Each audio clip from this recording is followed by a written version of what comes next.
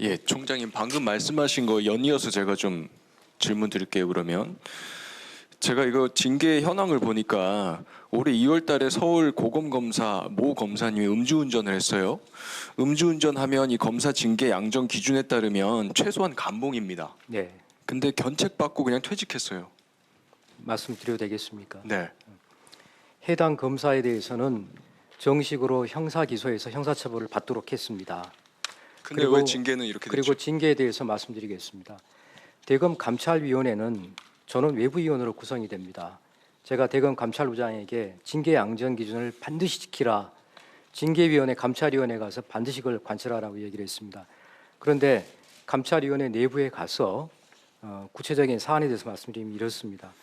음주운전은 0.03%부터 형사처벌을 하게 되어 있습니다. 감찰위원회에서 외부위원들이 보시고 0.03%를 아주 아슬아슬하게 넘은 것이다. 그리고 그 전날 마신 술로 인해서 점심시간에 숙취운전을 한 것이다. 해당 어떤 취지인지 검사가 대충 알겠는데요. 그럼 다른 공무원들도 그렇게 징계받습니까? 감찰위원회에서 결정한 것에 대해서는 저희가 존중해서 합니다. 다만 말씀드리고 싶은 것은 그러니까 이제 정식으로 총장님이 기소해서 형사처벌을 인사청문회 받게 때 하신 했습니다. 말씀 저도 기억하고 있고 감찰총장이라는 말을 듣고 싶다. 절대 외부에서 봤을 때 제 식구 감싸게 한다는 말 싫다 했는데요. 지금 말씀하신 걸로 제 식구 감싸기라고 비치는 게 없으지 않습니다. 감찰위원회에서 하는 의견에 대해서는 저희가 존중 안 할 수가 없습니다. 어쨌든요. 예. 총장님 기구잖아요, 사실. 총장님이 감찰위원들 전원 다 임명하시고 근데 다른 공무원들 그런 특혜를 못 받아요. 제가 알기로는 다른 공무원들도 만약에 0.03%를 아슬아슬하게 넘은 경우라고 하면 알겠습니다. 예, 확인해 보시죠. 제가 그 관련돼서 계속 좀 여쭤볼게요. 이정섭 검사 건이요. 저는 이제 총장님이 오해가 생기지 않았으면 좋겠다 말씀을 하시는데 얘기를 듣다 보면 점점 오해가 더 생겨요. 이정섭 검사 건 말씀하시면서 이게 이재명 수사를 이 사람이 하지 않았다. 그 답변이 왜 나오죠? 그게 무슨 상관이 있습니까? 이재명 수사를 했던 윤석열 수사를 했던 비위 검사하면 쳐내는 거고 청렴한 검사는 보호해주고 간단한 거 아닙니까? 저도 간단합니다. 분명히 제가 말씀드렸지만 형사 사건으로 회부되어 있고 감찰을 진행하겠다는 말씀 분명히 드렸습니다. 그리고 뭐 이 검사에 대해서 인사청문회냐 마냐 그 답변도 부적절하죠. 지금은 총장님의 직무에 대한 감사를 하는 겁니다.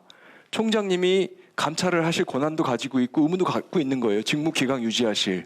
그러니까 총장님한테 잘해달라, 정확하게 하시라라는 취지로 하는 것이지 이게 뭐 이정석 검사에 대한 인사청문회 이런 말이 나올 일이 아니지 않습니까? 저는 분명하게 제가 감찰과 수사를 정확하게 하겠다는 답변을 드렸습니다.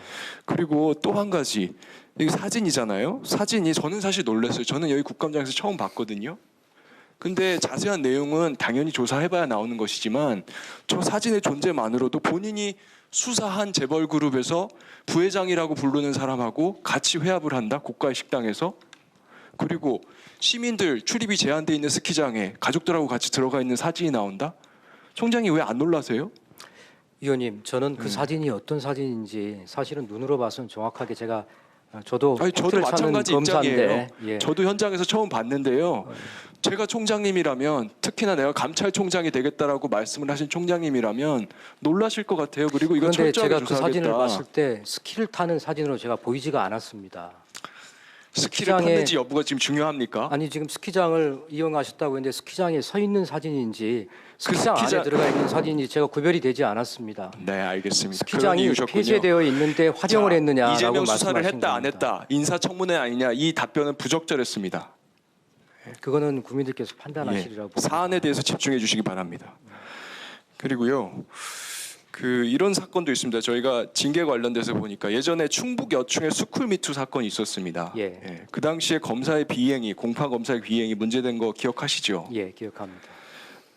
그 당시에 중학교 교사 2명이 형사처벌을 받았는데 피해 학생들을 보호하기 위해서 가명으로 수사 재판이 진행이 됐고 그런데 공판 검사가 실수를 해서 결과적으로 피해자들의 실명이 노출이 됐어요. 그래서 예. 공판 검사가 본인 실수다라고 재판부에 의견서도 냈고 그때 권익위에서 이거 고의는 아니지만 그래도 공익신고자 보호 위반 의무 위반이다라고 해서 징계 요구를 했습니다. 예.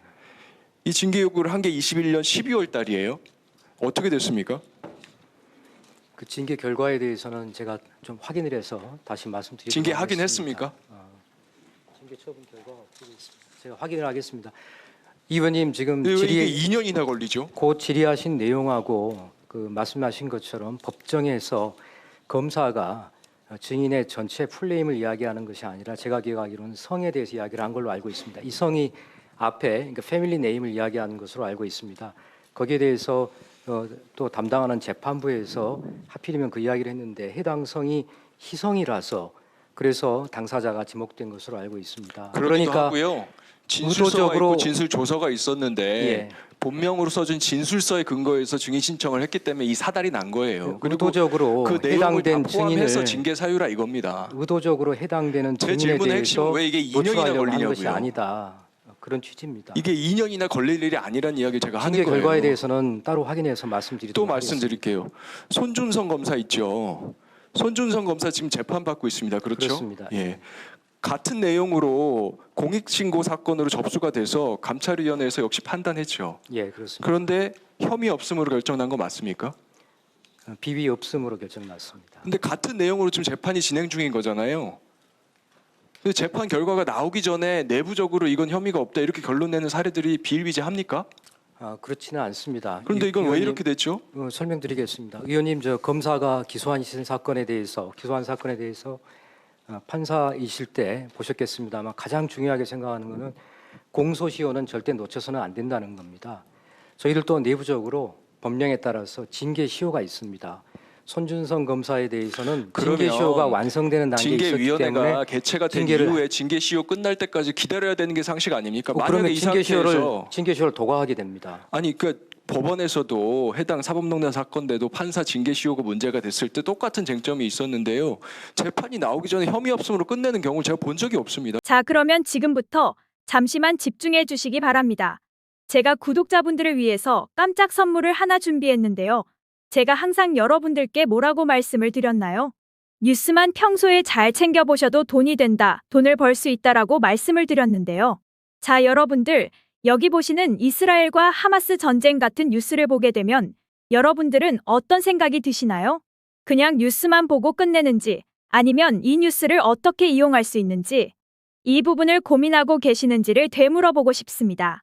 자, 그 이유가 뭐냐면 제가 지난 11월 초에 여러분들께 뭐라고 말씀을 드렸었죠? 지금은 로봇 사업에 관심을 가져야 한다. 뉴스만 보고 그냥 넘기지 마시고 투자 쪽으로 생각을 한번 해보셔야 한다. 라고 말씀을 드렸습니다. 그리고 나서 이런 썸네일들을 뉴스를 통해서 많이 보셨을 텐데요.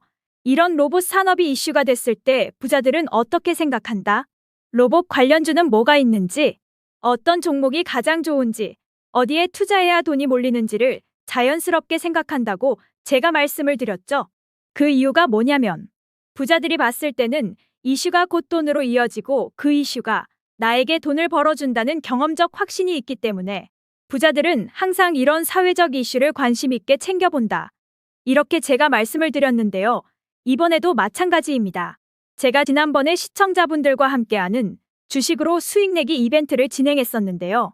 당연히 100% 무료로 진행을 했고, 자, 여기 보시면 아시겠지만 제가 지난번에도 저한테 구독이라고 문자 남겨주신 모든 시청자분들께 이렇게 로봇 관련주 중에 가장 급등할 확률이 높은 한 종목, 많은 종목이 아니라 딱 두산 로보틱스 한 종목을 여러분들에게 추천드렸어요.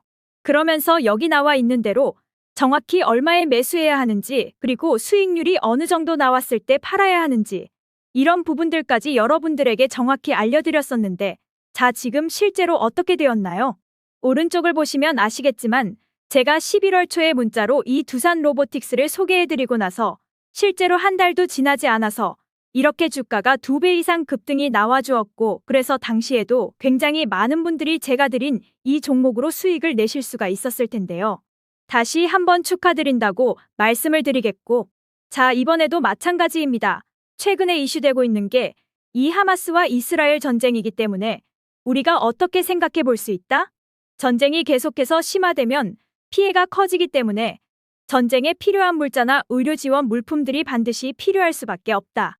그럼 그중에서 전쟁을 실제로 해본 경험이 있고 의료 수준이 높은 우리나라 기업들 중에 한 곳이 가장 크게 부각받을 수밖에 없다. 그래서 우리는 당연히 우리가 이쪽으로 생각해야 된다는 겁니다. 자, 그렇기 때문에 제가 이번에도 뭘 보내드린다. 지난번과 똑같이 구독이라고 저에게 문자를 보내주시면 제가 물자 지원 관련주 중에 앞으로 대장주 역할을 하면서 주가가 가장 크게 급등할 한 종목을 구독자분들에게 문자로 종목명과 사고 파는 시점을 모두 알려드릴 거예요. 그래서 여러분들이 주식으로 돈 버는 연습을 한번 해보시라고 이렇게 말씀을 드리고, 혹시라도 나는 주식을 하지 않는다 하시는 분들은 주변에 주식하시는 분들에게 추천을 해주셔도 되고, 아니면 연세가 있으셔서 투자가 어려우신 분들은 이 종목을 가지고 자녀분들에게 한번 사봐라, 이걸로 한번 수익을 내봐라, 이렇게 조언을 해주실 수도 있는 거겠죠? 그래서 지금 이 영상을 보시는 시청자분들 중에 나도 이번 종목이 좀 궁금하다 하시는 분들은 누구나 상관없이, 그리고 어느 시간대나 상관없이 부담 없이 이렇게 상단에 제 번호를 항상 남겨놓고 있습니다. 제 번호 010-2068-6834번호로 저에게 이런 식으로 지난번처럼 구독이라고 문자 보내주시면 제가 이번에도 똑같이 무료 추천 급등주 문자를 보내드리겠습니다. 이해되시죠? 그래서 제 번호 010-2068-6834번으로 구독이라고 보내주시면 여러분들이 직접 이슈를 통해서 돈 버는 연습을 해보실 수가 있는 거고, 제가 돈을 받는 것도 아니고 투자를 대신해드리는 것도 아니니까 부담 없이 신청해 주시면 되는 겁니다. 그리고 수익이 나면 저는 다른 것은 바라지 않습니다.